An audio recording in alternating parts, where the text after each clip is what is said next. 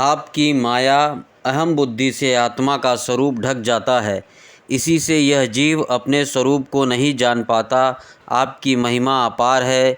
उन सर्वशक्तिमान एवं माधुर्य निधि भगवान की मैं शरण में हूँ। श्री सुखदेव जी कहते हैं, परीक्षित, गजेंद्र ने बिना किसी भेदभाव के निर्विशेष रूप से भगवान की स्तुति की थी। इसलिए भिन्न भिन्न नाम और रूप को अपना स्वरूप मानने वाले ब्रह्मा आदि देवता उसकी रक्षा करने के लिए नहीं आए। उस समय सर्वात्मा होने के कारण सर्वदेव स्वरूप स्वयं भगवान श्री हरि प्रकट हो गए। विश्व के एकमात्र आधार भगवान ने देखा कि गजेंद्र अत्यंत पीड़ित हो रहा है, अतः उसकी स्तुति सुनकर वेदमयी गरुड़ पर सवार हो चक्रधारी भगवान बड़ी शीघ्रता से वहाँ के लिए चल पड़े जहाँ गजेंद्र अत्यंत संकट में पड़ा हुआ था। उनके साथ स्तुति करते हुए देवता भी आए। सरोवर के भीतर बलवान ग्रह ने गजेंद्र को पकड़ रखा था और वह अत्यंत व्याकुल हो रहा था। जब उसने देखा कि आकाश में गरुड़ पर सवार होकर हाथ में चक्र लिए भगवान श्री हरि आ रहे हैं, तब अपने सूंड में कमल का एक सुंदर पुष्प लेकर उसने ऊपर को उठाया और बड़े कष्ट से बोला, नारायण जगत गुरु भगवान, आपको नमस्कार है। जब भगवान ने देखा कि गजेंद्र अत्यंत पीड़ित हो रहा है, तब एक बारगी गरुड़ को छोड़कर कूद पड़े और कृपा करके गजेंद्र के साथ ही ग्राह को भी बड़ी शीघ्रता से सरोवर से बाहर निकाल लाए। फिर सब देवताओं के समान ही भगवान श्री हरि ने चक्र से ग्राह का मुंह फाड़ डाला और गजेंद्र को छुड़ा लिया। चौथा अध्याय गज और ग्राह का पूर्व चरित्र तथा उनका उद्धार। श्री सुखदेव जी कहते हैं, परीक्षित, उस समय ब्रह्मा शंकर आदि देवता ऋषि और गंधर्व श्री हरि भगवान के इस कर्म की प्रशंसा करने लगे तथा उनके ऊपर फूलों की वर्षा करने लगे। स्वर्ग में दुदुम्बियाँ बजने लगी, गंधर्व नाचने गाने लगे, ऋषि चारण और सिद्धगण भगवान पुरुषोत्तम की स्तुति करने लगे। इधर वह ग्रह तुरंत ही परम आश्चर्यमयी दिव्य शरीर से संपन्न हो गया। यह ग्रह इसके पहले हु नाम का एक श्रेष्ठ गंधर्व था। देवलोक के शाप से उसे यह गति प्राप्त हुई कि अब भगवान की कृपा से वह मुक्त हो गया। उसने सर्वेश्वर भगवान के चरणों में सिर रखकर प्रणाम किया। इसके बाद वह भगवान के सुयश का गान करने लगा। वास्तव में अविनाशी भगवान ही सर्वश्रेष्ठ कीर्ति से संपन्न हैं। उन्हीं के गुण और मनोहर लीलाएं गान करने योग्य हैं। भगवान के कृपा पूर्ण स्पर्श से उसके सारे पाप ताप नष्ट हो गए। उसने भगवान की परिक्रमा करके उनके चरणों में प्रणाम किया और सब देखते देखते अपने लोक की यात्रा की। गजेंद्र भी भगवान का स्पर्श प्राप्त होते ही अज्ञान के बंधन से मुक्त हो गया। उसे भगवान का ही रूप प्राप्त हो गया। वह पीताम्बरधारी एवं चतुर्भुज बन गया। गजेंद्र पूर्व जन्म में द्रविड़ देश का पांड्यावंशी राजा था। उसका नाम था इंद्रध्रुम। वह भगवान का एक श्रेष्ठ उपासक एवं अत्यंत यशस्वी था। एक बार राजा इंद्रध्रुम राजपाट छोड़कर मलय पर्वत पर रहने लगे थे। इन्हें जटाएं बढ़िया ली, तपस्वियों का वेश धारण कर लिया। एक दिन स्नान के बाद पूजा के समय मन को एकाग्र करके एवं मौन व्रती होकर वे सर्वशक्तिमान भगवान की आराधना कर रहे थे। उसी समय देव योग से परम यशस्वी अगस्त्य मुनि अपनी शिष्य मंडली के साथ वहां आ पहुँचे। उन्होंने देखा कि यह प्रजापालन एवं गृहस्थ उचित अतिथि सेवा आदि धर्म का परित्याग करके तपस्वियों की तरह एकांत में चुपचाप बैठकर उपासना कर रहा है। इसलिए वे राजा इंद्रध्रुम पर क्रुद्ध हो गए। उन्होंने राजा को यह शाप दिया, इस राजा ने गुरुजनों से शिक्षा नहीं ग्रहण की है, अभिमानवश परोपकार से निर्वृत्त होकर मनमानी कर रहा है। ब्राह्मणों का अपमान करने वाला यह हाथी के समान जड़ बुद्धि है, इसलिए इसे वही घोर अज्ञानमय हाथी की योनि प्राप्त हो। श्री सुखदेव जी कहते हैं, परीक्षित, शाप एवं वरदान देने में समर्थ अगस्त्य मुनि इस प्रकार शाप देकर अपनी शिष्य मंडली के साथ वहां से चले गए। राजऋषि इंद्रध्रुम ने यह समझकर संतोष किया कि यह मेरा प्रारब्ध ही था। इसके बाद आत्मा की विस्मृति कर देने वाली हाथी की योनि उन्हें प्राप्त हुई।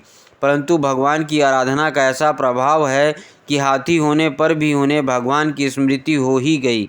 भगवान श्री हरि ने इस प्रकार गजेंद्र का उद्धार करके उसे अपने पार्षद बना लिया। गंधर्व सिद्ध देवता उनकी इस लीला का गान करने लगे और वे पार्षद रूप गजेंद्र को साथ ले गरुड़ पर सवार होकर अपने अलौकिक धाम को चले गए। कुरुवंश शिरोमणि परीक्षित, मैंने भगवान श्री कृष्ण की महिमा तथा गजेंद्र के उद्धार की कथा तुम्हें सुना दी। यह प्रसंग सुनने वालों के कलिमल और दुख स्वप्न को मिटाने वाला एवं यश, उन्नति और स्वर्ग देने वाला है। इसी से कल्याणकामी द्विज गुण दुस्वप्न आदि की शांति के लिए प्रातःकाल जगते ही पवित्र होकर इसका पाठ करते हैं। परीक्षित, गजेंद्र की स्तुति से प्रसन्न होकर सर्वव्यापक एवं सर्वभूत स्वरूप श्री हरि भगवान ने सब लोगों के सामने ही उसे यह कही थी। श्री भगवान ने कहा, जो लोग रात के पिछले पहर में उठकर इंद्रिय निग्रह पूर्वक एकाग्र चित्त से मेरा तेरा तथा इस सरोवर पर्वत एवं कंदरा वन बैत कीचक और बांस के झुरमुट, यहाँ के दिव्य वृक्ष तथा पर्वत शिखर, मेरे ब्रह्मा जी और शिव जी के निवास स्थान, मेरे प्यारे धाम क्षीर सागर प्रकाशमय श्वेत द्वीप, श्रीवत्स कौस्तुभमणि वनमाला, मेरी कौमादकी गदा सुदर्शन चक्र पांचजन्य शंख पक्षीराज गरुड़, मेरे सूक्ष्म कला स्वरूप शेष जी, मेरे आश्रय में रहने वाली लक्ष्मी देवी, ब्रह्मा जी, देव ऋषि नारद, शंकर जी तथा भक्तराज प्रहलाद, मत्स्य कच्छप वाराह आदि अवतारों में किए हुए मेरे अनंत पुण्यमय चरित्र, सूर्य चंद्रमा अग्नि ओमकार सत्य मल मूल प्रकृति, गो ब्राह्मण अविनाशी सनातन धर्म, सोम कश्यप और धर्म की पत्नी दक्ष कन्याएं,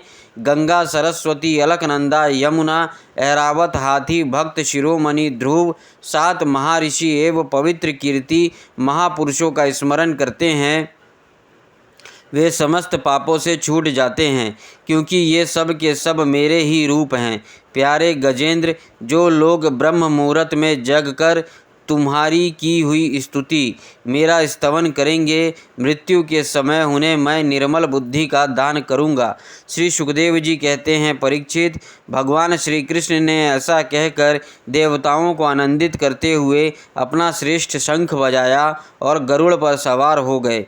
5वां अध्याय, देवताओं का ब्रह्मा जी के पास जाना और ब्रह्माकृत भगवान की स्तुति। श्री सुखदेव जी कहते हैं, परीक्षित, भगवान की यह गजेंद्र मोक्ष की पवित्र लीला समस्त पापों का नाश करने वाली है। इसे मैंने तुम्हें सुना दिया। अब रेवत मनवंतर की कथा सुनो। 5वें मनु का नाम था रेवत। वे चौथे मनु तामस के सगे भाई थे। उनके अर्जुन, बलि, विंध्य आदि कई पुत्र थे। उस मनवंतर में इंद्र का नाम था विभु और भूतरय आदि देवताओं के प्रधान गण थे। परीक्षित, उस समय हिरण्यरोमा, वेदशिरा, ऊर्ध्व बाहु आदि सप्तऋषि थे। उनमें शुभ्र ऋषि की पत्नी का नाम था विकुंठा। उन्हीं के गर्भ से वैकुंठ नाम का श्रेष्ठ देवताओं के साथ अपने अंश से स्वयं भगवान ने वैकुंठ नामक अवतार धारण किया। उन्होंने लक्ष्मी देवी की प्रार्थना से उनको प्रसन्न करने के लिए वैकुंठ धाम की रचना की थी। वह लोक समस्त लोकों में श्रेष्ठ है। उन वैकुंठ नाथ के कल्याणमयी गुण और प्रभाव का वर्णन भी मैं संक्षेप से 3 स्कंद में कर चुका हूँ। भगवान विष्णु के संपूर्ण गुणों का वर्णन तो वह करे जिसने पृथ्वी के परमाणुओं की गिनती कर ली है। 6ठे मनु चक्षु के पुत्र चाक्षुषु थे। उनके पुरुष सुद्रम आदि कई पुत्र थे। इंद्र का नाम था मंत्रद्रुम और प्रधान देवगण थे आप्य आदि। उस मनवंतर में हविष्यमान और वीरक आदि सप्तऋषि थे। जगतपति भगवान ने उस समय भी वैराज की पत्नी संभूति के गर्भ से अजीत नाम का अंश अवतार ग्रहण किया था। उन्होंने समुद्र मंथन करके देवताओं को अमृत पिलाया था तथा वे ही कच्छप रूप धारण करके मंदराचल की मथनी के आधार बने थे। राजा परीक्षित ने पूछा, भगवान ने क्षीर सागर मंथन कैसे किया? उन्होंने कच्छप रूप धारण करके किस कारण और किस उद्देश्य से मंदराचल को अपनी पीठ पर धारण किया? देवताओं को उस समय अमृत कैसे मिला? और भी कौन कौन सी वस्तुएं समुद्र से निकली? भगवान की यह लीला बड़ी ही अद्भुत है। आप कृपा करके अवश्य सुनाइए। आप भगत वत्सल भगवान की महिमा का ज्यों ज्यों वर्णन करते हैं, त्यों ही त्यों मेरा हृदय उसको और भी सुनने के लिए उत्सुक होता जा रहा है। अघाने का तो नाम ही नहीं लेता। क्यों ना हो, बहुत दिनों से यह संसार की ज्वाला से जलता जा रहा है और भगवान की कथा का रसपान करना जन्म मरण के फेरे से परे कर देता है। सूत जी ने कहा, शौनक आदि ऋषियों, भगवान श्री सुखदेव जी ने राजा परीक्षित के इस प्रश्न का अभिनंदन करते हुए भगवान की समुद्र मंथन लीला का वर्णन आरंभ किया। श्री सुखदेव जी कहते हैं, परीक्षित, जिस समय की यह बात है उस समय असुरों ने अपने तीखे शस्त्रों से देवताओं को पराजित कर दिया था। उस युद्ध में बहुतों के तो प्राणों पर ही बन आई। वे रणभूमि में गिरकर फिर उठ ना सके। दुर्वासा के शाप से तीनों लोक और स्वयं इंद्र भी श्रीहीन हो गए थे। यहाँ तक कि यज्ञ आदि धर्म कर्मों का भी लोप हो गया था। यह सब दुर्दशा देखकर इंद्र, वरुण आदि देवताओं ने आपस में बहुत कुछ सोचा विचारा, परंतु अपने विचारों से वे किसी निश्चय पर नहीं पहुँच सके। तब वे सबके सब सुमेरु के शिखर पर स्थित ब्रह्मा जी की सभा में गए और वहाँ लोगों ने बड़ी नम्रता से ब्रह्मा जी की सेवा में अपनी परिस्थिति का विस्तृत विवरण उपस्थित किया। ब्रह्मा जी ने स्वयं देखा कि इंद्र, वायु आदि देवता श्रीहीन एवं शक्तिहीन हो गए हैं। लोगों की परिस्थिति बड़ी विकट संकटग्रस्त हो गई है और असुर इसके विपरीत फल फूल रहे हैं। समर्थ ब्रह्मा जी ने अपना मन एकाग्र करके परम पुरुष भगवान का स्मरण किया। फिर थोड़ी देर रुककर प्रफुल्लित मुख से देवताओं को संबोधित करते हुए कहा, देवताओं, मैं शंकर जी तुम लोग तथा असुर, दैत्य, मनुष्य, पशु, पक्षी, वृक्ष और स्वेदेज आदि समस्त प्राणी जिनके विराट रूप के एक अति स्वल्प अंश से रचे गए हैं, हम लोग उन अविनाशी प्रभु की ही शरण ग्रहण करें। यद्यपि उनकी दृष्टि में ना कोई वध का पात्र है और ना रक्षा का। उनके लिए ना तो कोई उपेक्षणीय है, ना कोई आदर का पात्र ही। फिर भी सृष्टि, स्थिति और प्रलय के लिए समय समय पर वे रजोगुण, सतोगुण और तमोगुण को स्वीकार किया करते हैं। उन्होंने इस समय प्राणियों के कल्याण के लिए सत्गुणों को स्वीकार कर रखा है, इसलिए यह जगत की स्थिति और रक्षा का अवसर है। अतः हम सब उन्हीं जगत गुरु परमात्मा की शरण ग्रहण करते हैं। वे देवताओं के लिए प्रिय हैं और देवता उनके प्रिय, इसलिए हम निज जनों के अवश्य ही कल्याण करेंगे। श्री सुखदेव जी कहते हैं, परीक्षित, देवताओं से यह कहकर ब्रह्मा जी देवताओं को साथ लेकर भगवान अजित के निज धाम वैकुंठ में गए। वह धाम तमोमयी प्रकृति से परे है। इन लोगों ने भगवान के स्वरूप और धाम के संबंध में पहले से ही बहुत कुछ सुन रखा था, परंतु वहां जाने पर उन लोगों को कुछ दिखाई ना पड़ा। इसलिए ब्रह्मा जी एकाग्र मन से वेदवाणी के द्वारा भगवान की स्तुति करने लगे।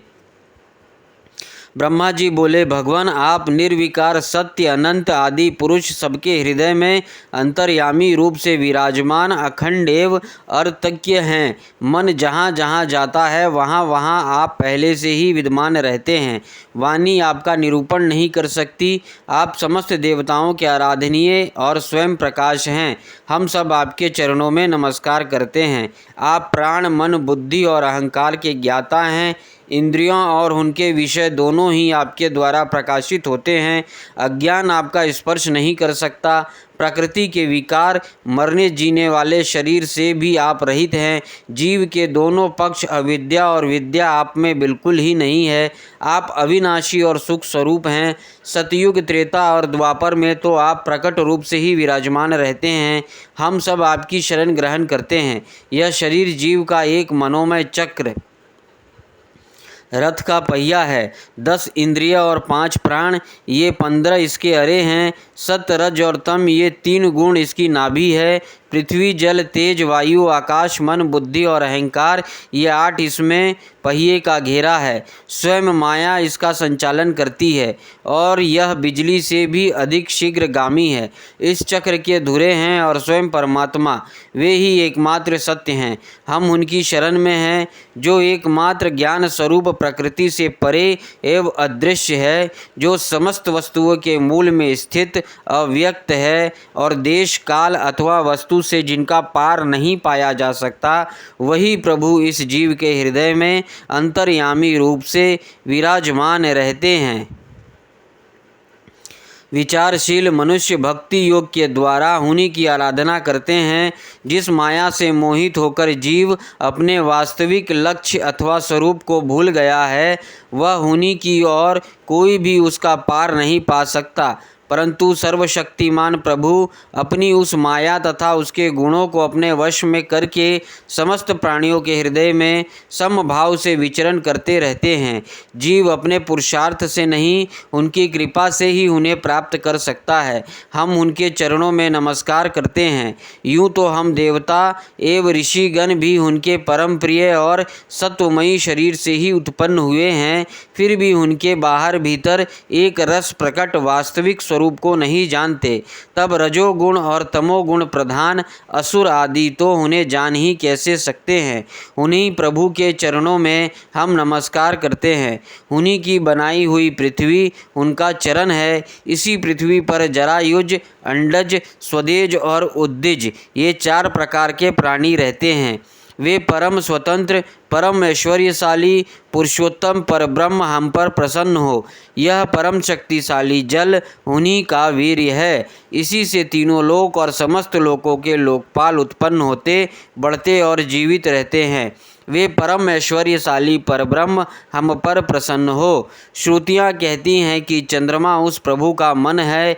यह चंद्रमा समस्त देवताओं का अन्न बल एवं वायु है। वही वृक्षों का सम्राट एवं प्रजा की वृद्धि करने वाला है।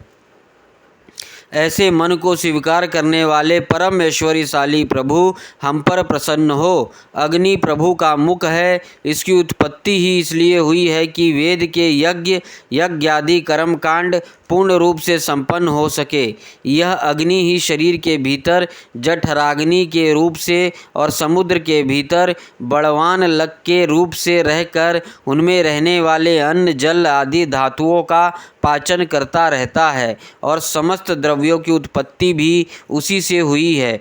ऐसे परम ऐश्वर्यशाली भगवान हम पर प्रसन्न हो, जिनके द्वारा जीव देव यान मार्ग से ब्रह्मलोक को प्राप्त होता है, जो वेदों की साक्षात मूर्ति और भगवान के ध्यान करने योग्य धाम है, जो पुण्य लोक स्वरूप होने के कारण मुक्ति के द्वार एवं अमृतमयी हैं और काल रूप होने के कारण मृत्यु भी है। ऐसे सूर्य जिनके नेत्र हैं, वे परम ऐश्वर्यशाली भगवान हम पर प्रसन्न हो। प्रभु के प्राण से ही चराचर का प्राण तथा उन्हें मानसिक, शारीरिक और इंद्रिय संबंधी बल देने वाला वायु प्रकट हुआ है। वह चक्रवर्ती सम्राट है, तो इंद्रियों के अधिष्ठाता देवता हम सब उसके अनुचर। ऐसे परम ऐश्वर्यशाली भगवान हम पर प्रसन्न हो, जिनकी कानों से दिशाएं, हृदय से इंद्रिय गोलक और नाभि से वह आकाश उत्पन्न हुआ है, जो 5 प्राण, 10 इंद्रिय, 5 असु एवं शरीर का आश्रय हैं। वे परम ऐश्वर्यशाली भगवान हम पर प्रसन्न हो, जिनके बल से इंद्र, प्रसन्नता से समस्त देवगण, क्रोध से शंकर, बुद्धि से ब्रह्मा, इंद्र से वेद और ऋषि तथा लिंग से प्रजापति उत्पन्न हुए हैं। वे परम ऐश्वर्यशाली भगवान हम पर प्रसन्न हो, जिनके वक्ष स्थल से लक्ष्मी, छाया से पितृगण, स्तन से धर्म, पीठ से अधर्म, सिर से आकाश और विहार से अप्सराएं प्रकट हुई हैं। वे परम ऐश्वर्यशाली भगवान हम पर प्रसन्न हो, जिनके मुख से ब्राह्मण और अत्यंत रहस्यमयी वेद, भुजाओं से क्षत्रिय और बल जंघाओं से वैश्य और उनकी वृत्ति व्यापार कुशलता तथा चरणों से वेद ब्रह्म शूद्र और उनकी सेवा आदि वृत्ति प्रकट हुई है, वे परम ऐश्वर्यशाली भगवान हम पर प्रसन्न हो, जिनके अधर से लोभ और ओष्ठ से प्रीति, नासिका से कांति, स्पर्श से पशुओं का प्रिय काम, भौहों से यम और नेत्र के रोमों से काल की उत्पत्ति हुई है, वे परम ऐश्वर्यशाली भगवान हम पर प्रसन्न हो। पंचभूत काल कर्म सत्व आदि गुण और जो कुछ विवेकी पुरुषों के द्वारा बधित किए जाने योग्य निर्वाचनीय या अनिर्वाचनीय विशेष पदार्थ हैं, वे सब के सब भगवान की योग माया से ही बने हैं। ऐसे शास्त्र कहते हैं, वे परम ऐश्वर्यशाली भगवान हम पर प्रसन्न हो, जो माया निर्मित गुणों में दर्शन आदि वृत्तियों के द्वारा आसक्त नहीं होते, जो वायु के समान सदा सर्वदा असंग रहते हैं, जिन्हों में समस्त शक्तियां शांत हो गई और उन अपने आत्मानंद के लाभ से परिपूर्ण आत्मस्वरूप भगवान को हमारा नमस्कार है। प्रभो, हम आपके शरणागत हैं और चाहते हैं कि मंद मंद मुस्कान से युक्त आपका मुख कमल अपने इन्हीं नेत्रों से देखे। आप कृपा करके हमें उसका दर्शन कराइए। प्रभो, आप समय समय पर स्वयं ही अपनी इच्छा से अनेकों रूप धारण करते हैं और जो काम हमारे लिए अत्यंत कठिन होता है उसे आप सहज में ही कर देते हैं। आप सर्वशक्तिमान हैं, आपके लिए इसमें कौन सी कठिनाई है। विषयों में लोभ में पड़कर जो देह अभिमानी दुख भोग रहे हैं, उन्हें कर्म करने में परिश्रम और कलेश तो बहुत अधिक होता है,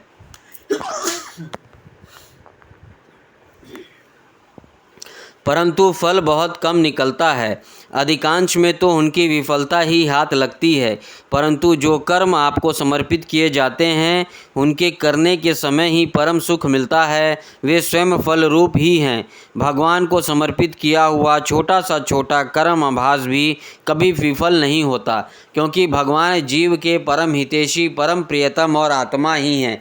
जैसे वृक्ष के जड़ को पानी से सींचना उसकी बड़ी बड़ी शाखाओं और छोटी छोटी डालियों को भी सींचना है, वैसे ही सर्व आत्मा भगवान की आराधना संपूर्ण प्राणियों की ओर अपना भी आराधना है, जो तीनों काल और उससे परे भी एक रस स्थित है, जिनकी लीलाओं का रहस्य तर्क वितर्क करके परे है, जो स्वयं गुणों से परे रहकर भी सब गुणों के स्वामी हैं तथा इस समय सत्गुण स्थित हैं। ऐसे आपको हम बार बार नमस्कार करते हैं।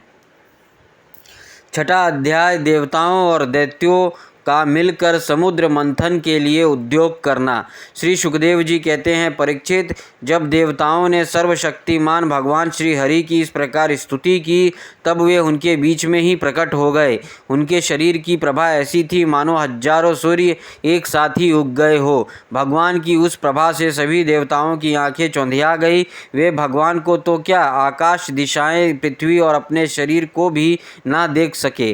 केवल भगवान शंकर और ब्रह्मा जी उस छवि का दर्शन किया। बड़े ही सुंदर झांकी थी।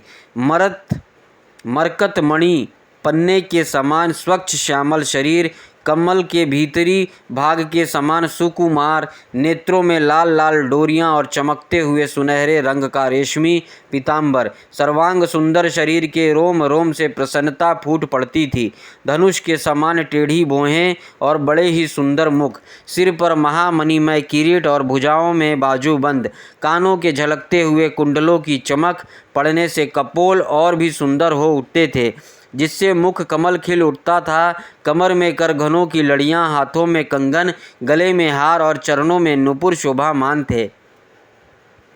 वक्ष स्थल पर लक्ष्मी और गले में कौस्तुभ मणि तथा वनमाला सुशोभित थी। भगवान के निज अस्त्र, सुदर्शन चक्र आदि मूर्तिमान होकर उनकी सेवा कर रहे थे। सभी देवताओं ने पृथ्वी पर गिरकर साष्टांग प्रणाम किया। फिर सारे देवताओं को साथ ले शंकर तथा ब्रह्मा जी परम पुरुष भगवान की स्तुति करने लगे। ब्रह्मा जी ने कहा, जो जन्म, स्थिति और प्रलय से कोई संबंध नहीं रखते, जो प्राकृत गुणों से रहित एवं मोक्ष रूप परम आनंद महान समुद्र हैं, जो सूक्ष्म से भी सूक्ष्म और जिनका स्वरूप अनंत है, उन परम ऐश्वर्यशाली प्रभु को हम लोग बार बार नमस्कार करते हैं।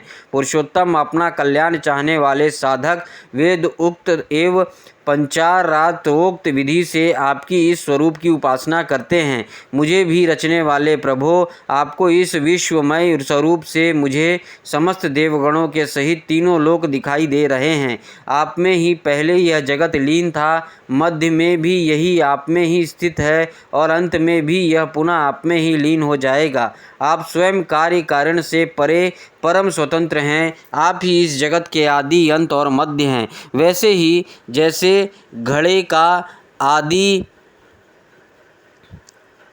मध्य और अंत मिट्टी है, आप अपनी ही आश्रय रहने वाली अपनी माया से इस संसार की रचना करते हैं और इससे फिर से प्रवेश करके अंतर्यामी के रूप में विराजमान होते हैं। इसलिए विवेकी और शास्त्रज्ञ पुरुष बड़ी सावधानी से अपने मन को एकाग्र करके इन गुणों के विषयों की भीड़ में भी आपके निर्गुण स्वरूप का ही साक्षात्कार करते हैं।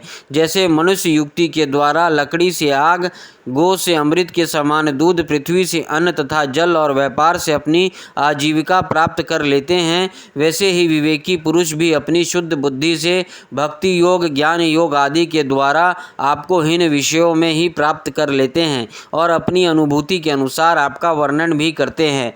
कमलनाभ, जिस प्रकार दाव अग्नि से झुलसता हुआ हाथी गंगा जल में डुबकी लगाकर सुख और शांति का अनुभव करने लगता है, वैसे ही आपके आविर्भाव से हम लोग परम सुखी और शांत हो गए हैं। स्वामी, हम लोग बहुत दिनों से आपके दर्शनों के लिए अत्यंत लालायित हो रहे हैं।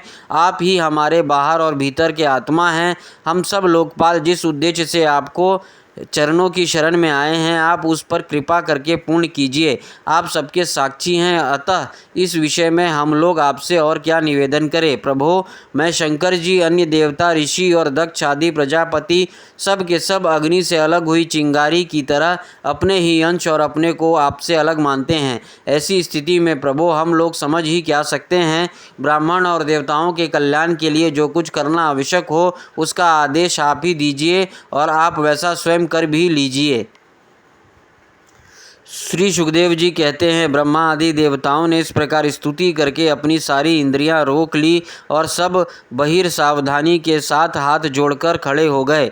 उनकी स्थिति सुनकर और उसी प्रकार उनके हृदय की बात जानकर भगवान मेघ के समान गंभीर वाणी से बोले, परीक्षित, समस्त देवताओं के तथा जगत के एकमात्र स्वामी भगवान अकेले ही उनका सब कार्य करने में समर्थ हैं। फिर भी समुद्र मंथन आदि लीलाओं के द्वारा विहार करने की इच्छा से वे देवताओं को संबोधित करके इस प्रकार कहने लगे। श्री भगवान ने कहा, ब्रह्मा, शंकर और देवताओं, तुम लोग सावधान होकर मेरी सलाह सुनो। तुम्हारे कल्याण का यही उपाय है। इस समय असुरों पर काल की कृपा है, इसलिए जब तक तुम्हारे अभ्युदय और उन्नति का समय नहीं आता, तब तक तुम दैत्य और दानवों के पास जाकर उनसे संधि कर लो।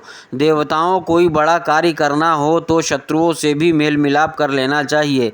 यह बात अवश्य है कि काम बन जाने पर उनके साथ सांप और चूहे वाला बर्ताव कर सकते हैं। तुम लोग बिना विलंब के अमृत निकालने का प्रयत्न करो। उसे पी लेने पर मरने वाला प्राणी भी अमर हो जाता है। पहले क्षीर सागर में सब प्रकार के घास, तिनके, लताएं और औषधियाँ डाल दो। फिर तुम लोग मंदराचल की मथानी और वासुकी नाग की नेति बनाकर मेरी सहायता से समुद्र का मंथन करो। अब आलस्य और प्रमाद का समय नहीं है। देवताओं, विश्वास रखो, दैत्य को तो मिलेगा केवल श्रम और कलेश, परंतु फल मिलेगा तुम्ही लोगों को। देवताओं, असुर लोग तुमसे जो जो चाहें सब स्वीकार कर लो। शांति से सब काम बन जाते हैं। क्रोध करने से कुछ भी नहीं होता। पहले समुद्र से कालकूट विष निकलेगा, उससे डरना नहीं और किसी भी वस्तु के लिए कभी भी लोभ ना करना। पहले तो किसी वस्तु की कामना ही नहीं करनी चाहिए, परंतु यदि कामना हो और वह पूरी ना हो तो क्रोध तो करना ही नहीं चाहिए। श्री सुखदेव जी कहते हैं, परीक्षित, देवताओं को यह आदेश देकर पुरुषोत्तम भगवान उनके बीच में ही अंतर्धान हो गए। वे सर्वशक्तिमान एवं परम स्वतंत्र जो ठहरे, उनकी लीला का रहस्य कौन समझे। उनके चले जाने पर ब्रह्मा और शंकर ने फिर से भगवान को नमस्कार किया और वे अपने अपने लोक को चले गए।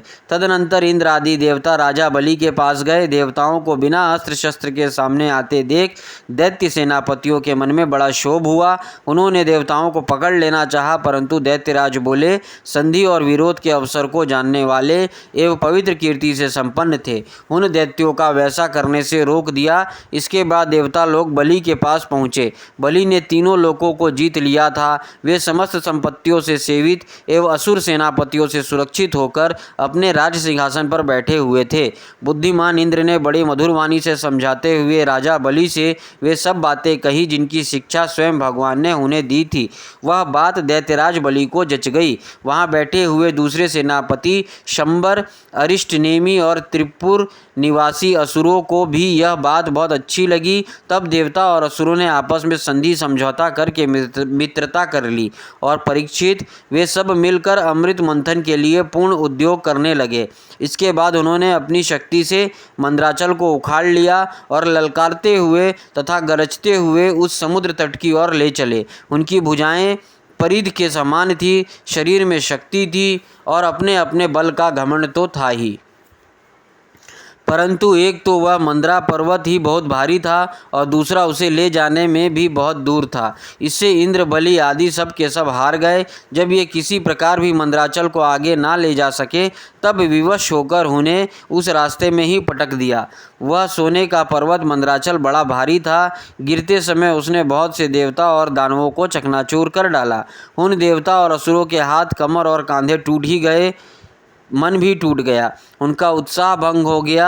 देख गरुड़ पर चढ़े हुए भगवान सहसा वहां प्रकट हो गए। उन्होंने देखा कि देवता और असुर पर्वत के गिरने से पिस गए। अतः उन्होंने अपने अमृतमयी दृष्टि से देवताओं को इस प्रकार जीवित कर दिया मानो उनके शरीर में बिल्कुल चोट ही ना लगी हो। इसके बाद उन्होंने खेल ही खेल में एक हाथ से उस पर्वत को उठाकर गरुड़ पर रख दिया और स्वयं भी सवार हो गए। फिर देवता और असुरों के साथ उन्होंने समुद्र तट की यात्रा की। पक्षीराज गरुड़ ने समुद्र के तट पर पर्वत को उतार दिया। फिर भगवान की विद्या करने पर गरुड़ जी वहाँ से चले गए। 7वां अध्याय समुद्र मंथन का आरंभ और भगवान शंकर का विषपान। श्री सुखदेव जी कहते हैं, परीक्षित, देवता और असुरों ने नागराज वासुकी को यह वचन देकर कि समुद्र मंथन से प्राप्त होने वाला अमृत में तुम्हारा भी हिस्सा रहेगा, उन्हें भी सम्मिलित कर लिया। इसके बाद उन लोगों ने वासुकी नाग को नेति के समान मंदराचल में लपेटकर भली भांति उद्यत हो बड़े उत्साह और आनंद से अमृत के लिए समुद्र मंथन प्रारंभ किया। उस समय पहले पहले अजीत भगवान वासुकी के मुख की ओर लग गए, इसलिए देवता भी उधर ही आ जुटे, परंतु भगवान की यह चेष्टा दैत्य सेनापतियों को पसंद न आई। उन्होंने कहा कि पूंछ तो सांप का अशुभ अंग है, हम उसे नहीं पकड़ेंगे। हमने वेद शास्त्रों को विधि पूर्वक अध्ययन किया है, ऊंचे वंश में हमारा जन्म हुआ है और वीरता के बड़े बड़े काम हमने किए हैं, हम देवताओं से किस बात में कम हैं। यह कहकर वे लोग चुपचाप एक और खड़े हो गए। उनकी यह मनोवृत्ति देखकर भगवान ने मुस्कुराकर वासुकी का मुंह छोड़ दिया और देवताओं के साथ उन्होंने पूंछ पकड़ ली। इस प्रकार अपना अपना स्थान निश्चित करके देवता और असुर अमृत प्राप्ति के लिए पूरी तैयारी से समुद्र मंथन करने लगे। परीक्षित, जब समुद्र मंथन होने लगा तब बड़े बड़े बलवान देवता और असुरों के पकड़े रहने पर भी अपने भार को अधिकता और नीचे कोई आधार ना होने के कारण मंदराचल समुद्र में डूबने लगा। इस प्रकार अत्यंत बलवान देव के द्वारा अपना सब किया कराया मिट्टी में मिलते देख उनका मन टूट गया, सबके मुंह उदासी छा गई। उस समय भगवान ने देखा कि यह तो विघ्नराज की करतूत है, इसलिए उन्होंने उसके निवारण का उपाय सोचकर अत्यंत विशाल एवं विचित्र कच्छप का रूप धारण किया और समुद्र के जल में प्रवेश करके मंदराचल को ऊपर उठा दिया। भगवान की शक्ति अनंत है, वे सत्य संकल्प हैं, उनके लिए यह कौन सी बड़ी बात थी। देवता और असुरों ने देखा कि मंदराचल तो ऊपर उठ आया है, तब वे फिर से समुद्र समुद्र मंथन के लिए उठ खड़े हुए। उस समय भगवान ने जम्बू द्वीप के समान 1,00,000 योजन फैली हुई अपनी पीठ पर मंदराचल को धारण कर रखा था। परीक्षित, जब बड़े बड़े देवता और असुरों ने अपनी बाहुबल से मंदराचल को प्रेरित किया, तब वह भगवान की पीठ पर घूमने लगा। अनंत शक्तिशाली आदि कच्छप भगवान को उस पर्वत का चक्कर लगाना ऐसा जान पड़ता था मानो कोई उनकी पीठ खुजला रहा हो। साथ ही समुद्र मंथन संपन्न करने के लिए भगवान ने असुरों में उनकी शक्ति और बल को बढ़ाते हुए असुर रूप में प्रवेश किया। वैसे ही उन्होंने देवताओं को उत्साहित करते हुए उनमें देव रूप से प्रवेश किया और वासुकी नाग में निद्रा के रूप से। इधर पर्वत के ऊपर दूसरे पर्वत के समान बनकर सहस्त्रबाहु भगवान अपने हाथों से उसे दबाकर स्थित हो गए। उस समय आकाश में ब्रह्मा, शंकर, इंद्र आदि उनकी स्तुति और उनके ऊपर पुष्पों की वर्षा करने लगे। इस प्रकार भगवान ने पर्वत के ऊपर उसको दबा रखने वाले के रूप में, नीचे उसके आधार कच्छप के रूप में, देवता और असुरों के शरीर में उनकी शक्ति के रूप में और पर्वत में दृढ़ता के रूप में और नेति बने हुए वासुकी नाग में निद्रा के रूप में, जिससे उसे कष्ट ना हो, प्रवेश करके सब ओर से सबको शक्ति संपन्न कर दिया। अब वे अपने बल के मद से उन्मुक्त होकर मंदराचल के द्वार बड़े वेग से समुद्र मंथन करने लगे। उस समय समुद्र और उसमें रहने वाले मगर, मछली आदि जीव क्षुब्ध हो गए। नागराज वासुकी के हजारों कठोर नेत्र, मुख और श्वासों से विष की आग निकलने लगी। उनके धुएं से पोलाआम, काले बलि, इलुवल आदि असुर निस्तेज हो गए। उस समय वे ऐसे जान पड़ते थे मानो दावानल से झुलसे हुए साखू के पेड़ खड़े हैं। देवता भी उससे ना बच सके। वासुकी के श्वास की लपेटों से उनका भी तेज फीका पड़ गया। वस्त्र, माला, कवच एवं मुख धूमिल हो गए। उनकी यह दशा देखकर भगवान की प्रेरणा से बादल देवताओं के ऊपर वर्षा करने लगे और वायु समुद्र की तरंगों का स्पर्श करके शीतलता और सुगंधि का संचार करने लगी। इस प्रकार देवता और असुरों के समुद्र मंथन करने पर भी जब अमृत ना निकला, तब स्वयं अजित भगवान समुद्र मंथन करने लगे। मेघ के समान सावले शरीर पर सुनहला पीताम्बर, कानों में बिजलियों के समान चमकते हुए कुंडल, सिर पर लहराते हुए घुंघराले बाल, नेत्रों में लाल लाल रेखाएं और गले में वनमाला सुशोभित हो रही थी। संपूर्ण जगत को अभय दान करने वाले अपने विश्व विजयी भुजदंडों से वासुकी नाग को पकड़कर तथा कूर्म रूप से पर्वत को धारण कर जब भगवान मंदराचल की मथनी से समुद्र मंथन करने लगे, उस समय वे दूसरे पर्वतराज के समान बड़े ही सुंदर लग रहे थे। जब अजित भगवान ने इस प्रकार समुद्र मंथन किया, तब समुद्र में बड़ी खलबली मच गई। मछली, मगर, सांप और कछुए भयभीत होकर ऊपर आ गए और इधर उधर भागने लगे। तिमी, तिमिंगल आदि मत्स्य, समुद्र हाथी और ग्राह व्याकुल हो गए।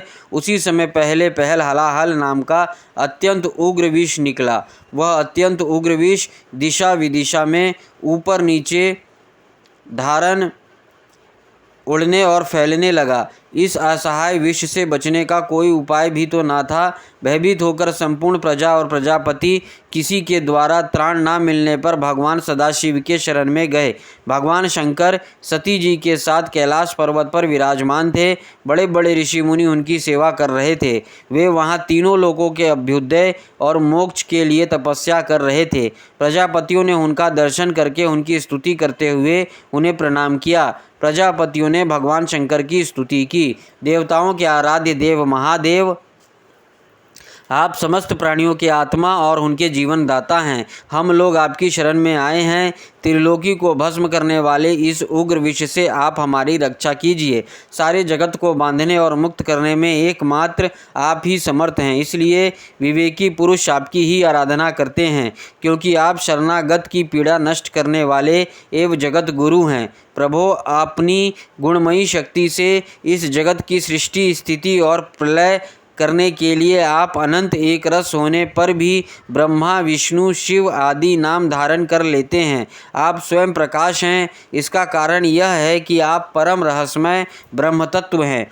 जितने भी देवता, मनुष्य, पशु, पक्षी आदि सत अथवा असत चराचर प्राणी हैं, उनको जीवन दान देने वाले आप ही हैं। आपके अतिरिक्त सृष्टि भी और कुछ नहीं है, क्योंकि आप आत्मा हैं। अनेक शक्तियों के द्वारा आप ही जगत रूप में प्रतीत हो रहे हैं, क्योंकि आप ईश्वर हैं, सर्वसमर्थ हैं। समस्त वेद आपसे ही प्रकट हुए हैं, इसलिए आप समस्त ज्ञानों के मूल स्तोत्र स्वतः सिद्ध ज्ञान हैं। आप ही जगत के आदि कारण, महतत्व और त्रिविध अहंकार हैं, एवं आप ही प्राण, इंद्रिय, पंच महाभूत तथा शब्द आदि विषयों के भिन्न भिन्न स्वभाव और उनके मूल कारण हैं।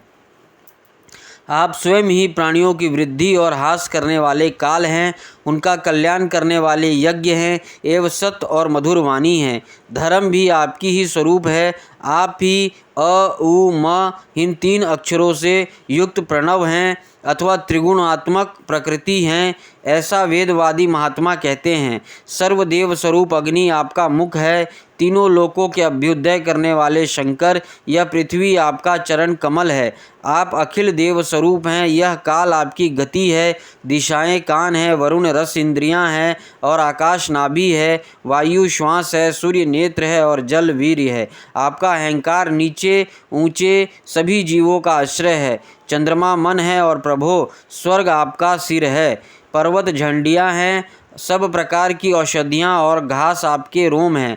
गायत्री आदि छंद आपकी 7 धातुएं हैं और सभी प्रकार के धर्म आपके हृदय हैं। स्वामिन, संघोजात आदि 5 उपनिषद हैं। आपके तत्पुरुष अघोर, सघोजात, वामदेव और ईशान नामक 5 मुख हैं। उन्हीं के पद 6 आप 38 कलात्मक मंत्र निकले हैं। आप जब समस्त प्रपंच से उपरक्त होकर अपने स्वरूप में स्थिर हो जाते हैं, तब उसी स्थिति का नाम होता है शिव। वास्तव में वही स्वयं प्रकाश परम अर्थ तत्व है। अधर्म की दंभ, लोभ आदि तरंगों में आपकी छाया है, जिनसे विविध प्रकार की सृष्टि होती है। वे सत, रज और तम आपके 3 नेत्र हैं। प्रभो, गायत्री आदि छंद रूप सनातन वेद ही आपका विचार है, क्योंकि आप ही सांख्य आदि समस्त शास्त्रों के रूप में स्थित हैं और उनके कर्ता भी हैं। भगवान, आप परम ज्योतिर्मय स्वरूप स्वयं ब्रह्म हैं। उसमें ना तो रजोगुण, तमोगुण एवं सतगुण है और ना किसी प्रकार का भेदभाव ही। आपके उस स्वरूप को सारे लोकपाल, यहाँ तक कि ब्रह्मा, विष्णु और देवराज इंद्र भी नहीं जान सकते। आपने कामदेव, दक्ष के यज्ञ, त्रिपुरासुर और कालकूट विष और अनेक जीवद्रोही असुरों का नष्ट कर दिया है, परंतु यह कहने से आपकी कोई स्तुति नहीं होती, क्योंकि प्रलय से समय आपका बनाया हुआ यह विश्व आपके ही नेत्र से निकली हुई आग की चिंगारी एवं लपट से जलकर भस्म हो जाता है और आप इस प्रकार ध्यानमग्न रहते हैं कि आपको इसका पता ही नहीं चलता। जीवन मुक्त आत्माराम पुरुष अपने हृदय में आपके युगल चरणों का ध्यान करते रहते हैं तथा आप स्वयं भी निरंतर ज्ञान और तपस्या में ही लीन रहते हैं। फिर भी सती के साथ रहते देखकर जो आपको आसक्त एवं शमशानवासी होने का कारण उग्र अथवा निष्ठुर बतलाते हैं, वे मूर्ख आपकी लीलाओं का रहस्य भला क्या जाने। उनका वैसा कहना निर्लज्जता से भरा है। इस कार्य और कारण रूप जगत से परे माया है और माया से भी अत्यंत परे आप हैं। इसलिए प्रभो, आपके अनंत स्वरूप का साक्षात्कार ज्ञान प्राप्त करने में सहसा ब्रह्मा आदि भी समर्थ नहीं होते, फिर स्तुति तो कर ही कैसे सकते हैं। ऐसी अवस्था में उनको पुत्रों के पुत्र हम लोग कह ही क्या सकते हैं। फिर भी अपनी शक्ति के अनुसार हमने आपको कुछ गुणगान किया है। हम लोग तो केवल आपके इसी लीला विहारी रूप की देख रहे हैं, आपके परम स्वरूप को हम नहीं जानते। महेश्वर, यद्यपि आपकी लीलाएं अव्यक्त हैं, फिर भी संसार का कल्याण करने के लिए आप व्यक्त रूप से भी रहते हैं।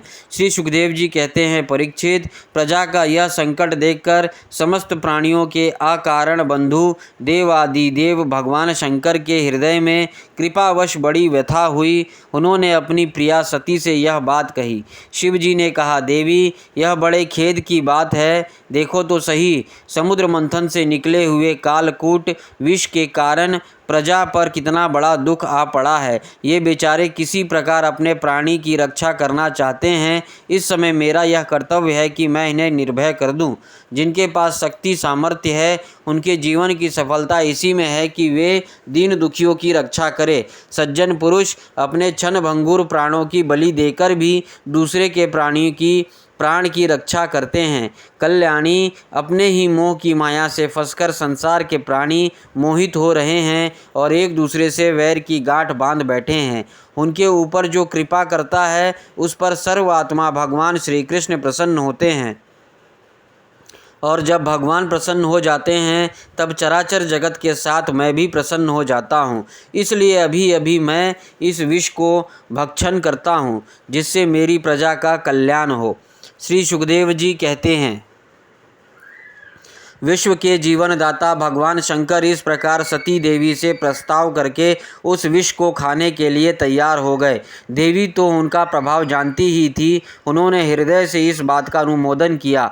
भगवान शंकर बड़े कृपालु हैं, उन्हीं की शक्ति से समस्त प्राणी जीवित रहते हैं। उन्होंने उस तीक्ष्ण हलाहल विष को अपनी हथेली पर उठाया और भक्षण कर गए। वह विष जल का पाप मल था। उसने शंकर जी पर भी अपना प्रभाव प्रकट कर दिया। उससे उनका कंठ नीला पड़ गया।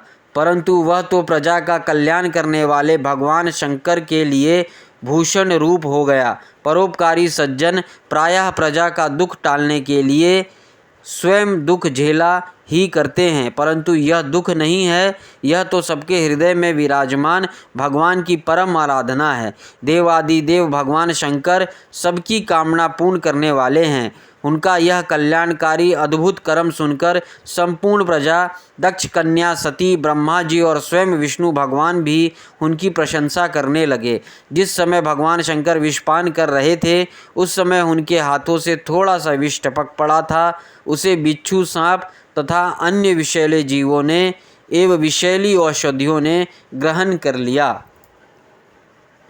8वां अध्याय, समुद्र से अमृत का प्रकट होना और भगवान का मोहिनी अवतार ग्रहण करना। श्री सुखदेव जी कहते हैं, इस प्रकार जब भगवान शंकर ने विष पी लिया तब देवता और असुरों की बड़ी प्रसन्नता हुई। वे फिर नए उत्साह से समुद्र मंथन करने लगे। तब समुद्र में कामधेनु प्रकट हुई। वह अग्निहोत्र की सामग्री उत्पन्न करने वाली थी, इसलिए ब्रह्मा लोक तक पहुँचाने वाले यज्ञ के लिए उपयोगी पवित्र घी, दूध आदि प्राप्त करने के लिए ब्रह्मवादी ऋषियों ने उसे ग्रहण किया। उसके बाद उच्चश्रवा नाम का घोड़ा निकला। वह चंद्रमा के समान श्वेत वर्ण का था। बलि ने उसे लेने की इच्छा प्रकट की। इंद्र ने उसे नहीं चाहा क्योंकि भगवान ने उन्हें पहले से ही सिखा रखा था। तदनंतर ऐरावत नाम का श्रेष्ठ हाथी निकला। उसके बड़े बड़े 4 दांत थे जो उज्ज्वल वर्ण कैलाश की शोभा को भी मात करते थे। तत्पश्चात कौस्तुभ नाम का पद्मराग मणि समुद्र से निकली। उस मणि को अपने हृदय पर धारण करने के लिए अजित भगवान ने लेना चाहा। परीक्षित, इसके बाद स्वर्ग लोक की शोभा बढ़ाने वाला कल्प वृक्ष निकला। वह याचकों की इच्छाएं उनकी इच्छित वस्तु देकर वैसे ही पूर्ण करता रहता है जैसे पृथ्वी पर तुम सबकी इच्छा पूर्ण करते हो। तत्पश्चात अप्सराएं प्रकट हुई। वे सुंदर वस्तुओं से सुसज्जित एवं गले में स्वर्ण हार पहने हुई थी। वे अपनी मनोहर चाल और विलास भरी चितवन से देवताओं को सुख पहुंचाने वाली हुई। इसके बाद शोभा की मूर्ति स्वयं भगवती लक्ष्मी देवी प्रकट हुई। वे भगवान की नित्य शक्ति हैं। उनकी बिजली के समान चमकीली छटा से दिशाएं जगमगा उठी। उनके सौंदर्य, औदार्य, यौवन, रूप, रंग और महिमा से सबका चित्त खींच लिया। देवता, असुर, मनुष्य सभी ने चाहा कि ये हमें मिल जाए। स्वयं इंद्र अपने हाथों उनके बैठने के लिए बड़ा विचित्र आसन ले आए। श्रेष्ठ नदियों ने मूर्तिमान होकर उनके अभिषेक के लिए सोने के घड़ों में भर भर कर पवित्र जल ला दिया।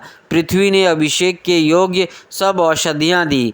गौओं ने पंचगव्य और वसंत ऋतु के चैत्र वैशाख में होने वाले सब फूल फल उपस्थित कर दिए। इन सामग्रियों से ऋषियों ने विधि पूर्वक उनका अभिषेक संपन्न किया। गंधर्वों ने मंगलमयी संगीत की तान छेड़ दी। नर्तकियां नाच नाच कर गाने लगी। बादल संदेह होकर मृदंग, डमरू, ढोल, नगाड़े, नरसिंगे, शंख, वेणु और वीणा बड़े जोर से बजाने लगे। तब भगवती लक्ष्मी देवी हाथ में कमल लेकर सिंहासन पर विराजमान हो गई। दिग्गज जनों ने जल से भरे कलशों से उनका स्नान कराया। उस समय ब्राह्मणगण वेद मंत्रों का पाठ कर रहे थे। समुद्र ने पीले रेशमी वस्त्र उनको पहनने के लिए दिए। वरुण ने वैसी वैजयंती माला समर्पित की जिसकी मधुमय सुगंध से भौरे मतवाले हो रहे थे। प्रजापति विश्वकर्मा ने भांति भांति के गहने, सरस्वती मोतियों का हार, ब्रह्मा जी ने कमल और नागों ने 2 कुंडल समर्पित किए। इसके बाद लक्ष्मी ब्राह्मणों के स्वसत्ययन पाठ कर चुकने पर अपने हाथों में कमल की माला लेकर उसे सर्वगुण संपन्न पुरुष के गले में डालने चली। माला के आसपास उसकी सुगंध से मतवाले हुए भौरे गुंजार कर रहे थे। उस समय लक्ष्मी जी के मुख की शोभा अवर्णनीय हो रही थी। सुंदर कपोलों पर कुंडल लटक रहे थे। लक्ष्मी जी भी कुछ लज्जा के साथ मंद मंद मुस्कुरा रही थी। उनकी कमर बहुत पतली थी। दोनों स्तन बिल्कुल सटे हुए और सुंदर थे। उन पर चंदन और केसर का लेप किया हुआ था। जब वे इधर उधर चलती थीं तब उनके पायजेब से बड़ी मधुर झनकार निकलती थी। ऐसा जान पड़ता था मानो कोई सोने की लता इधर उधर घूम फिर रही है। वे चाहती थी कि कोई मुझे निर्दोष और समस्त उत्तम गुणों से नित्य युक्त अविनाशी पुरुष मिले तो मैं उसे अपना आश्रय बनाऊं, वर्ण करूं। परंतु गंधर्व, यक्ष, असुर, सिद्ध, चारण, देवता आदि में कोई भी वैसा पुरुष ना मिला। कोई तपस्वी तो है परंतु उन्होंने क्रोध पर विजय नहीं प्राप्त की है। किन्हीं में ज्ञान तो है परंतु वे पूरे अनासक्त नहीं हैं। कोई है तो बड़ा महत्वशाली परंतु वे काम को नहीं जीत सके हैं। किन्हीं में ऐश्वर्य भी बहुत है परंतु वह ऐश्वर्य ही किस काम का जब उन्हें दूसरे का आश्रय लेना पड़ता है। किन्हीं में धर्म आचरण तो है परंतु प्राणियों के प्रति वे प्रेम का पूरा बर्ताव नहीं करते। त्याग तो है परंतु केवल त्याग ही तो मुक्ति का कारण नहीं है। किन्हीं में किन्हीं की वीरता तो अवश्य है परंतु वे भी काल के पंजे से बाहर नहीं हैं। अवश्य ही कुछ महात्माओं में विषय आसक्ति नहीं है परंतु वे तो निरंतर अद्वैत समाधि में ही तल्लीन रहते हैं। किसी ऋषि ने आयु तो बहुत लंबी प्राप्त कर ली है परंतु उनका शील मंगल भी मेरे योग्य नहीं है। किन्हीं में शील मंगल भी है परंतु उनकी आयु का कुछ ठिकाना नहीं। अवश्य ही किन्हीं में दोनों ही बातें हैं परंतु वे अमंगल वेश में रहते हैं। रहे एक भगवान विष्णु, उनमें सभी मंगलमय गुण नित्य निवास करते हैं परंतु वे मुझे चाहते ही नहीं। इस प्रकार सोच विचार कर अंत में श्री लक्ष्मी जी ने अपना चिर अभिष्ट भगवान को ही वर के रूप में चुना क्योंकि उनमें समस्त सद्गुण नित्य निवास करते हैं। प्राकृत गुण उनका स्पर्श नहीं कर सकते और अनिमा आदि समस्त गुण उनको चाहा करते हैं परंतु वे किसी की भी उपेक्षा नहीं रखते। वास्तव में लक्ष्मी जी के एकमात्र आश्रय भगवान ही हैं।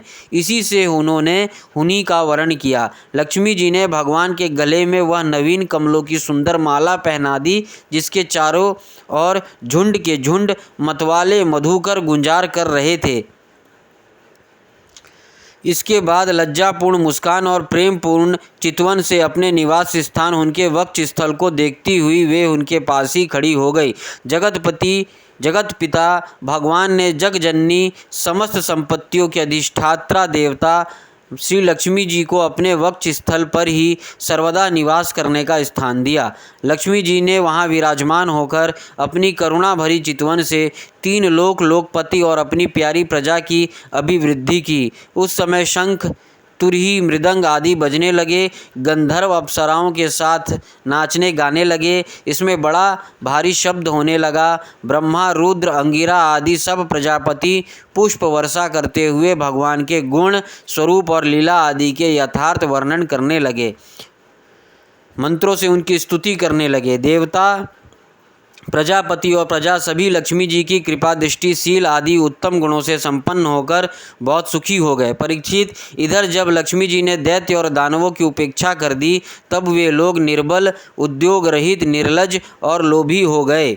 इसके बाद समुद्र मंथन करने पर कमल नयनी कन्या के रूप में वारुणी देवी प्रकट हुई। भगवान की अनुमति से दैत्यों ने उसे ले लिया। तदनंतर महाराज, देवता और असुरों ने अमृत की इच्छा से जब और भी समुद्र मंथन किया तब उसमें से एक अत्यंत अलौकिक पुरुष प्रकट हुआ। उसकी भुजाएं लंबी एवं मोटी थी, उसका गला शंख के समान उतार चढ़ाव वाला था और आँखों में लालिमा थी। शरीर का रंग बड़ा सुंदर सांवला था, गले में माला, अंग अंग सब प्रकार के आभूषणों से सुसज्जित, शरीर पर पीताम्बर, कानों में चमकीले मणियों के कुंडल, चौड़ी छाती, तरुण अवस्था, सिंह के समान पराक्रम, अनुपम सौंदर्य, चिकने और घुंघराले बाल लहराते हुए उस पुरुष की छवि बड़ी अनोखी थी। उसके हाथों में कंगन और अमृत से भरा हुआ कलश था। वह साक्षात विष्णु भगवान के अंशांश अवतार थे। वे ही आयुर्वेद के प्रवर्तक और यज्ञ भोक्तक धन्वंतरी के नाम से सुप्रसिद्ध हुए। जब दैत्यों की दृष्टि उन पर तथा उनके हाथ में अमृत से भरे हुए कलश पर पड़ी तब उन्होंने शीघ्रता से बलात् उस अमृत के कलश को छीन लिया। वे तो पहले से ही इस ताक में थे कि किसी तरह समुद्र मंथन से निकली हुई सभी वस्तुएं हमें मिल जाए। जब असुर उस अमृत से भरे कलश को छीन ले गए तब देवताओं को मन विषाद से भर गया। अब वे भगवान की शरण में आए। उनकी दीन दशा देखकर भगत वक्षा कल्पत्रु भगवान ने कहा, देवताओं, तुम लोग खेद मत करो, मैं अपनी माया से उनमें आपस की फूट डालकर अभी तुम्हारा काम बना देता हूँ। परीक्षित, अमृत लोलुप दैत्यों में उसके लिए आपस में झगड़ा खड़ा हो गया। सभी कहने लगे, पहले मैं पीऊँगा, पहले मैं, तुम नहीं, तुम नहीं। उनमें जो दुर्बल थे वे उन बलवान दैत्यों का विरोध करने लगे जिन्होंने कलश छीनकर अपने हाथ में कर लिया था। वे ईर्ष्यावश धर्म की दुहाई देकर उनको रोकने और बार बार कहने लगे कि भाई, देवताओं ने भी हमारे बराबर ही परिश्रम किया है, उनको भी यज्ञ भाग के समान इसका भाग मिलना ही चाहिए, यही सनातन धर्म है। इसी प्रकार इधर दैत्यों में तू मैं हो रही थी और उधर सभी उपाय जानने वालों के स्वामी चतुर शिरोमणि भगवान ने अत्यंत अद्भुत और अवर्णनीय स्त्री का रूप धारण किया। शरीर का रंग नील कमल के समान श्याम और देखने ही योग्य था। अंग प्रत्यंग बड़े ही आकर्षक थे। दोनों कान बराबर और कर्ण फूल से सुशोभित थे। सुंदर कुपोल, ऊंची नासिका और रमणीय मुख। नई जवानी के कारण स्तन भरे हुए थे और उन्हीं ने भार से कमर पतली हो गई थी। मुख से निकलती हुई सुगंध के प्रेम से गुनगुनाते हुए भौरे उस पर टूट पड़ते थे, जिससे नेत्रों में कुछ घबराहट का भाव आ जाता था। अपने लंबे केशों पास में उन्होंने खिले हुए बैल के पुष्पों की माला गूंथ रखी थी। सुंदर गले में कंठ के आभूषण और सुंदर भुजाओं में बाजूबंद सुशोभित थे। इनके चरणों के नुपुर मधुर ध्वनि से रुंझुन कर रहे थे और स्वच्छ साड़ी से ढके नितंबी द्वीप पर शोभामान कर घनी अपनी अनूठी छटा छिटक रही थी। अपनी सलज मुस्कान, नाचती हुई तिरछी भौहें और विलास भरी चितवन से मोहिनी रूपधारी भगवान दैत्य सेनापतियों के चित्त में बार बार कामोद्दीपन करने लगे। नवा अध्याय, मोहिनी रूप से भगवान के द्वारा अमृत बांटा जाना। श्री सुखदेव जी कहते हैं, परीक्षित, असुर आपस के सद्भाव और प्रेम को छोड़कर एक दूसरे की निंदा कर रहे थे और डाकू की तरह एक दूसरे के हाथ से अमृत का कलश छीन रहे थे। इस बीच में उन्होंने देखा कि एक बड़ी सुंदर स्त्री उनकी ओर चली आ रही है। वे सोचने लगे, कैसा अनुपम सौंदर्य है, शरीर में से कितनी अद्भुत छटा छिटक रही है, तनिक इसकी नई उम्र तो देखो। बस अब वे आपस की लाग डांट भूल कर उसके पास दौड़े गए। उन लोगों ने काम मोहित होकर उससे पूछा, कमल नयनी, तुम कौन हो, कहाँ से आई हो, क्या करना चाहती हो, सुंदरी तुम किसकी कन्या हो? तुम्हें देखकर हमारे मन में खलबली मच गई है। हम समझते हैं कि अब तक देवता, दैत्य, सिद्ध, गंधर्व, चारण और लोकपालों ने भी तुम्हें स्पर्श तक ना किया होगा, फिर मनुष्य तो तुम्हें कैसे छू पाते? सुंदरी, अवश्य ही विधाता ने दया करके शरीरधारियों के संपूर्ण इंद्रियों एवं मन को तृप्त करने के लिए तुम्हें यहाँ भेजा है। मानिनी, वैसे हम लोग एक ही जाति के हैं, फिर भी हम सब एक ही वस्तु चाह रहे हैं, इसलिए हम में डाह और वैर की गांठ पड़ गई है। सुंदरी, तुम हमारा झगड़ा मिटा दो। हम सभी कश्यप जी के पुत्र होने के नाते सगे भाई हैं। हम लोगों ने अमृत के लिए बड़ा पुरुषार्थ किया है। तुम न्याय के अनुसार निष्पक्ष भाव से इसे बांट दो, जिससे फिर हम लोग किसी प्रकार का झगड़ा ना हो। असुरों ने जब इस प्रकार प्रार्थना की, तब लीला से स्त्री वेश धारण करने वाले भगवान ने तनिक हंसकर और तिरछी चितवन से उनकी ओर देखते हुए कहा। श्री भगवान ने कहा, आप लोग महर्षि कश्यप के पुत्र हैं और मैं हूँ कुलटा। आप लोग मुझ पर न्याय का भार क्यों डाल रहे हैं? विवेकी पुरुष स्वेच्छाचारिणी स्त्रियों का कभी विश्वास नहीं करते। दैत्यों, कुत्ते और व्याभिचारिणी स्त्रियों की मित्रता स्थायी नहीं होती। वे दोनों ही सदा नए नए शिकार ढूंढा करते हैं। श्री सुखदेव जी कहते हैं, परीक्षित, मोहिनी की परिहास भरी वाणी से दैत्यों के मन में और भी विश्वास हो गया। उन लोगों ने रहस्यपूर्ण भाव से हंसकर अमृत का कलश मोहिनी के हाथ में दे दिया। भगवान ने अमृत का कलश अपने हाथ में लेकर तनिक मुस्कुराते हुए मीठी वाणी से कहा, मैं उचित या अनुचित जो कुछ भी करूं, वह सब यदि तुम लोगों को स्वीकार हो तो मैं यह अमृत बांट सकती हूँ। बड़े बड़े दैत्यों ने मोहिनी की यह मीठी बात सुनकर उसकी बारीकी नहीं समझी, इसलिए सबने एक स्वर से कह दिया, स्वीकार है। इसका कारण यह था कि उन्होंने मोहिनी की वास्तविक स्वरूप का पता नहीं था। इसके बाद एक